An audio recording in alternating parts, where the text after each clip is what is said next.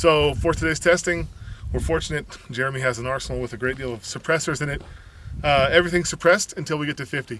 So ear pro's not required. We're all still going to wear it, but suppressed is going to make a big difference for us today as far as noise goes. Do it. Okay, so we're shooting HSL ammo today, 124. No, I think these are 115 grain FMJs. I don't think it's going to clear the block, but we're going to try 5 rounds. We anticipate it'll lodge in the 8 inches of vulcanized rubber. Yep.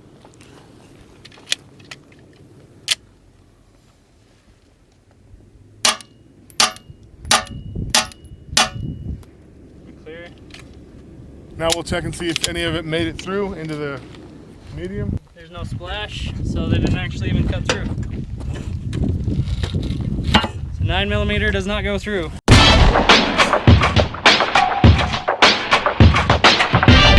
If there is a failure of the bang box, it'll be with the higher caliber rounds, and it'll be the bottom chamber. The angles of deflection for the neck are sufficient. Every projectile is going to end up in that bottom chamber. So we've got this cement, block here. In the event that the bottom fails, we got a couple feet of cement between us and the bottom. So that's our primary precaution for failure.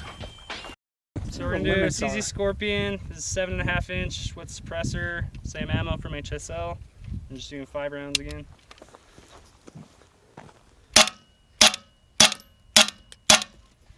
Even without ear pro, that is actually not loud at all. See if there's a splash. Still no splash. It is not even getting into there.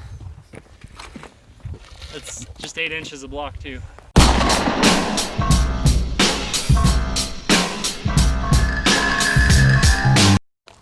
Okay, 5.56 shooting 223, 55 grains. We're gonna go 1 round at a time with this.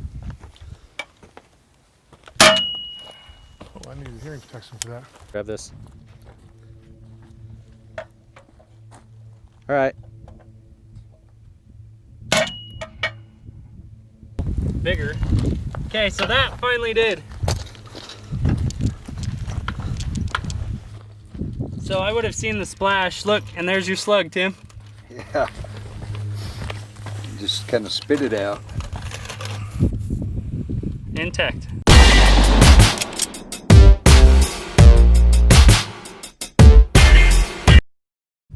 .147 grain FMJ. Alright. Okay, ready? Actually, we need to. We good? Yep. It's on the surface. Went straight through the 8 inches. And here's our projectile. And 1 inch of. About 1 inch of sand, 1 inch of the medium, and 8 inches of. Let's put the other one in there in 16 inches and see what it does. So we have a 16-inch block of the vulcanized rubber we cut in half, and the 8 was more than sufficient for 9mm and for the 5.56. But we're going to put the other half of the 16 inches and try 308 again. Oh, thank you. Okay, ready? Oh, we splashed in the medium. That didn't even splash. That's a trickle out. Oh, really? That's a trickle out. You Oh, would've it seen the new squeezed through. It splash. didn't even splash. Okay. So 16 inches stops 308 enough that it doesn't penetrate.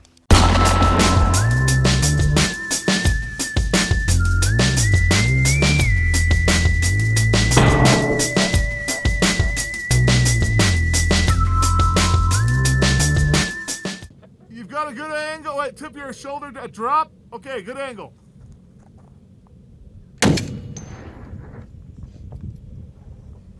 Very nice.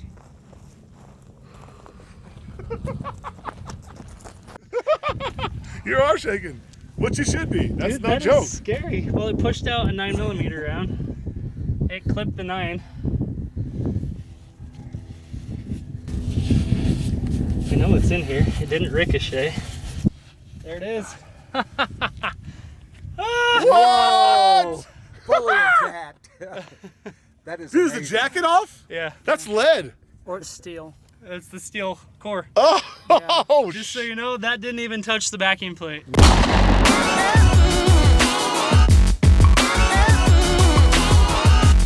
No, it didn't. That didn't touch steel. Still got the straight Didn't touch tip anything. on it. The medium stopped it. Decelerated by the rubber, hit the medium, stopped dead. So we have a difficult time even finding where a 5.56 or a 9 enters. The 50 did leave a mark. Finally, something left a hole. 50 cal So you know, leaves that small of a hole. This is very does effective. this.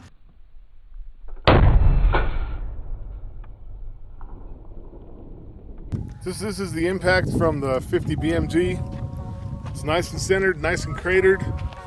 You can see the separation of the medium over here, how it's pooling on top.